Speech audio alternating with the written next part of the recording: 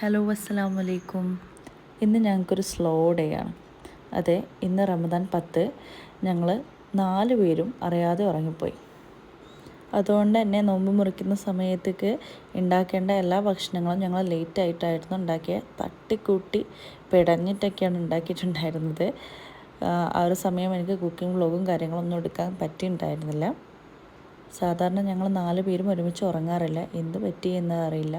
4 പേരും ക്ഷീണം പിടിച്ച് ഉറങ്ങിപ്പോയതാട്ടോ. അപ്പോൾ ഞാൻ വിചാരിച്ചു ഇന്നെന്താണ് നോമ്പ് മുറിക്കുന്ന സമയത്ത് എന്തൊക്കെയാണ് കഴിക്കുന്നത് എന്നുള്ളത് കാണിക്കാമെന്ന്. ഫസ്റ്റ് ഞാൻ കുറച്ച് വെള്ളം കുടിച്ചു. അതിനുശേഷം തരി ഉണ്ടായിരുന്നു, തരിപ്പായസം എന്നൊക്കെ പറയും, തരി ഉണ്ടായിരുന്നു, അത് കുടിച്ചു.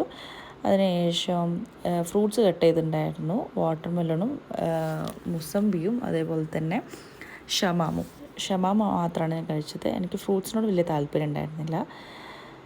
പിന്നെ കഴിച്ചത് ഉഴുന്നുവട ഉണ്ടായിരുന്നു. ഉഴുന്നുവട ഇപ്പുറത്തെ വീട്ടിൽ താത്ത തന്നതുകൊണ്ട് ഉഴുന്നുവട ഉണ്ടായിരുന്നു. അതിനുശേഷം ഈത്തപ്പഴം പൊരിക്കുക എന്ന് പറയും, അതും പൊരിച്ച് അഡ്ജസ്റ്റ് ചെയ്തിട്ടുണ്ടായിരുന്നു ഇന്ന്. അതിനുശേഷം പപ്പായ ജ്യൂസ് ഉണ്ടായിരുന്നു. പിന്നെ നിസ്കാരവും കാര്യങ്ങളെല്ലാം കഴിഞ്ഞതിന് ശേഷം മെയിൻ ഡിഷായിട്ടുള്ള പാസ്തയാണ്. ഇന്ന് പാസ്തയാണ് കേട്ടോ സ്പെഷ്യലായിട്ട് ഉണ്ടാക്കിയിട്ടുള്ളത്.